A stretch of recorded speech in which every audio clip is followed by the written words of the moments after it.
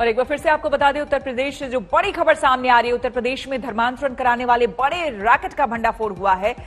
UP ATS ने इस मामले में 2 लोगों को गिरफ्तार कर लिया है। आपको बता दें, इस मामले में मोहम्मद उमर गौतम के साथ मुफ्ती काजी जहांगीर कासमी की गिरफ्तारी हुई है। दोनों ही दक्षिणी दिल्ली के जामिया नगर के रहने वाले हैं। आपको बता दें, करीब 1000 से अधिक लोगों का इन लोगों ने धर्मांतरण करवाया है। इनमें मूक बधिर लोगों और महिलाओं का बड़े पैमाने पर धर्मांतरण कराया गया है। आपको बता दें कि नोएडा सेंटर पर बड़े पैमाने से धर्मांतरण का ये गोरख धंधा एक तरह से पिछले 2 साल से चल रहा था। नोएडा में संचालित हो रहे मूक बधिर स्कूल के 1.5 दर्जन बच्चों का धर्मांतरण इन लोगों ने करवाया है। इस मामले में लखनऊ में एफआईआर दर्ज की गई है। आपको बता दें कि मूक बधिर बच्चे, महिलाएं और जो मुसीबत में फंसे लोग हैं, उन लोगों का लालच देकर ये लोग धर्मांतरण करवाते थे।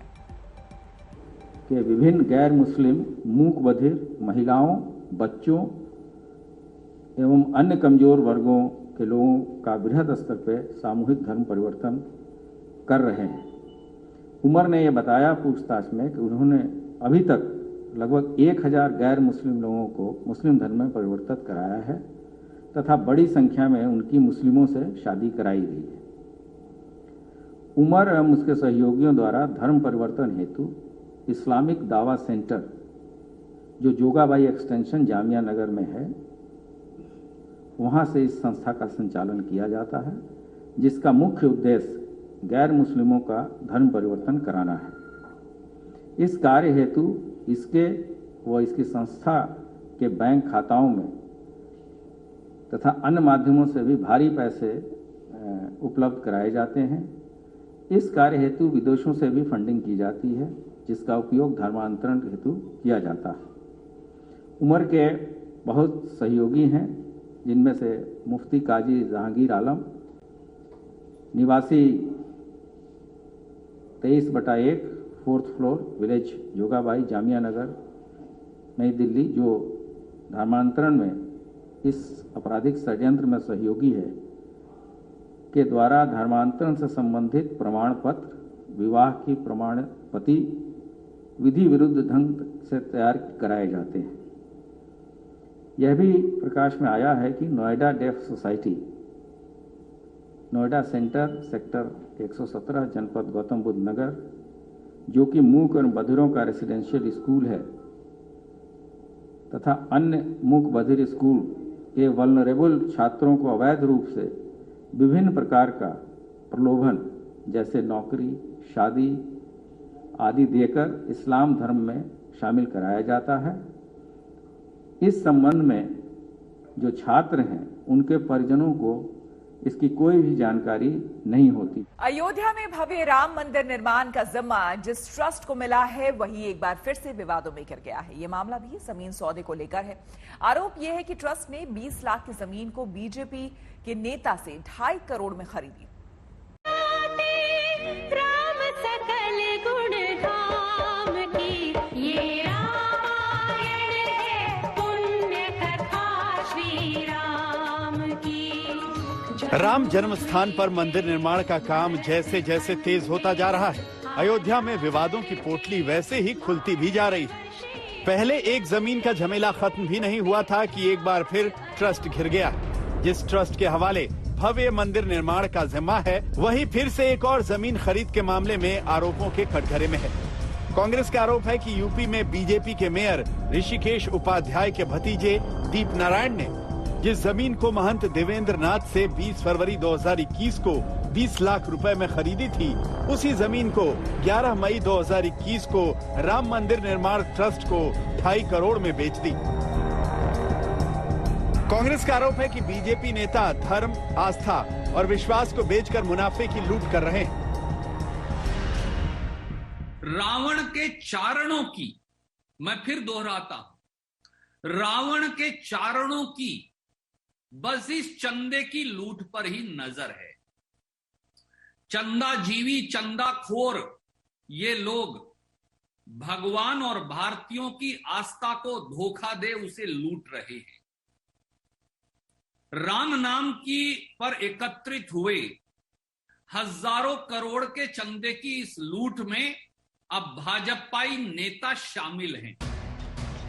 कांग्रेस ने इस जमीन खरीद फरोख्त के लिए पीएम मोदी और यूपी के सीएम योगी आदित्यनाथ से 5 सवाल पूछे हैं। उन्होंने पूछा, चंदे की खुली लूट करने वालों के खिलाफ कार्रवाई पर पीएम और सीएम चुप क्यों? पीएम और सीएम बताएं कि आखिर 79 दिनों में जमीन की कीमत 1250% कैसे बढ़ी? बीजेपी सरकार ने जब जमीन की कीमत 4000 रुपए प्रति वर्ग मीटर आंकी, तो फिर ट्रस्ट ने 28,090 रुपए प्रति वर्ग मीटर क्यों खरीदा? क्या राम मंदिर निर्माण के लिए जमा किए गए चंदे की लूट में लगे हैं बीजेपी नेता? सुप्रीम कोर्ट की निगरानी में पूरे मामले की क्यों न हो जांच? ऐसे ही सवाल आम आदमी पार्टी के भी हैं। चंद दिनों पहले 2 करोड़ की जमीन का सौदा जब 18 करोड़ में हुआ था, तब भी संजय सिंह ने बीजेपी को जमकर घेरा था। इस बार भी दस्तावेज जुटाकर आरोपों की बौछार कर रहे हैं। तो जब बाकी लोगों को मालियत से कम पे जमीन मिल जा रही है, सर्किल रेट से कम पे जमीन मिल जा रही है, तो ट्रस्ट को हर जगह 3 गुना दाम में क्यों मिल रही है? आरोप संगीन है, लेकिन आरोप लगाने वालों को बीजेपी के मेयर कोर्ट कचहरी की चेतावनी दे रहे हैं। हालांकि वो ये नहीं बता पा रहे हैं कि आखिर जमीन का टुकड़ा रातों रात कैसे 12 गुना महंगा हो गया। अच्छा, जमीन ये जो महंत साहब हैं, महंत देवेंद्र जी हैं, इनसे जमीन लेने महंत देवेंद्र जी जो है ना, इनसे जमीन लेने आपके भतीजे ही गए थे? आप भी गए थे साथ में? हम क्यों लेंगे? अच्छा अच्छा अच्छा अच्छा, नहीं ये बता रहे थे कि आप भी आए थे शायद साथ में। वो लिखा पढ़ी में नहीं वो लिखा पढ़ी में तो लिया है, हमें पैसा नहीं लिखा पढ़ी में तो आपका नाम नहीं है। उनका दूध पानी जैसे पहले वाला भी ऐसा वैसे। अच्छा, पूछे नहीं वो। वहीं अयोध्या के मेयर के भतीजे को जमीन बेचने वाले महंत देवेंद्र को भी अंदाजा नहीं था कि जमीन इतनी महंगी बिकेगी। ट्रस्ट की जरूरत जब थी तो दीप नारायण ने कैसे खरीद ली? डायरेक्ट ट्रस्ट ने क्यों नहीं खरीदी आपसे? अब वो कहे होंगे कि भाई इनको दीजिए, अब अपना उनको देंगे, जो भी हो हमसे बताए। ट्रस्ट जैसे आपसे डायरेक्टली भी ले सकता था आपके, तो हाँ, तो ट्रस्ट के लोग हमसे मिले नहीं, हमसे मेयर साहब मिले थे, उन्होंने कहा कि उनको जरूरत है। आपको जानकारी है कि दीप नारायण ने आपसे 30 लाख में लिया जैसा बता रहे हैं, और ट्रस्ट को ये जमीन जो है 2.5 करोड़ में ली?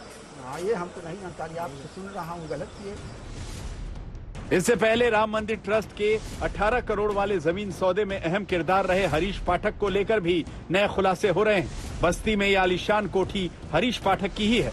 आरोप है कि ये जालसाजी की कमाई है और इसकी गवाही वो FIR कर रही है, जो हरीश पाठक के नाम पर कई जिलों में दर्ज है।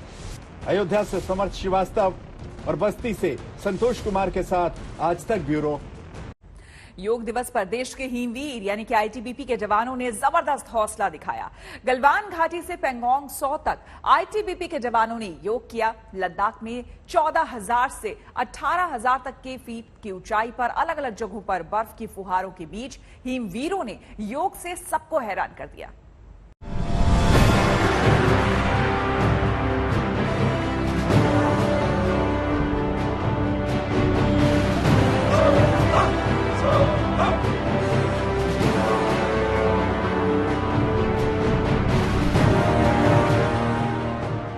खून को जमा देने वाला लद्दाख का पेंगोंग 100 इलाका और योग करते हिमवीर।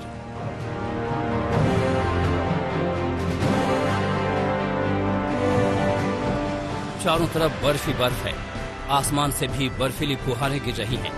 लेकिन इंडो तिब्बतन बॉर्डर पुलिस के जवानों का हौसला देखिए।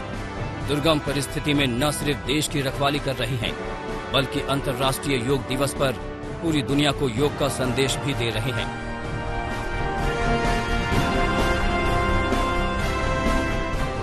लद्दाख में ITBP की अग्रिम चौकी 18,500 फीट की ऊंचाई पर स्थित है।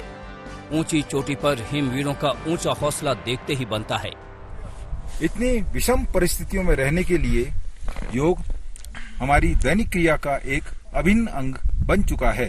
हमारे जवान जो कि अपने परिवारों से दूर हैं, योग उनको शारीरिक एवं मानसिक तौर पर स्वस्थ रहने में मदद करता है। ITBP के जवानों ने लद्दाख की गलवान घाटी में भी योग दिवस पर योग किया।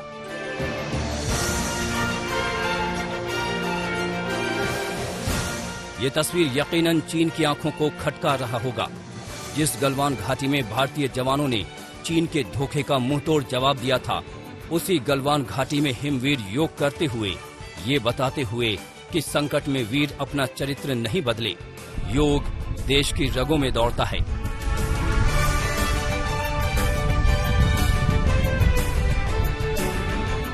तस्वीर देखिए, जहां जवान योग कर रहे हैं वहीं पास में बादलों का डेरा नजर आ रहा है। लद्दाख में आईटीबीपी के जवानों ने 13,000 से 8,000 की फीट की ऊंचाई पर अलग अलग जगहों पर योग कर 7वें विश्व योग दिवस पर दुनिया भर के योग करने का संदेश दिया।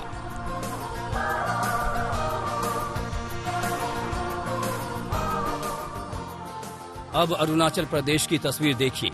ये अरुणाचल के एनिमल ट्रांसपोर्ट स्कूल लोहितपुर की तस्वीर है। आईटीबीपी के जवान घोड़े पर योग दिखा रहे हैं। सधे हुए पांव घोड़ों पर टिके हैं। क्या मजाल कि जरा भी पांव डगमगा जाए। आईटीबीपी के जवानों के योग की यह तस्वीर यकीनन प्रेरक है।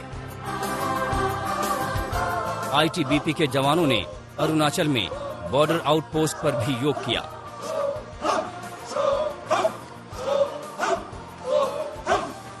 कहते हैं योग भगाए रोग, रोज करो योग, दूर भगाओ रोग। योग दिवस पर देश के हिमवीरों से बेहतर ये संदेश भला और कौन दे सकता है। जब दुर्गम हालात में ये जवान योग का साथ नहीं छोड़ सकते तो फिर हम आप इसे क्यों नहीं अपना सकते। दिल्ली से जितेंद्र बहादुर सिंह के साथ आज तक ब्यूरो।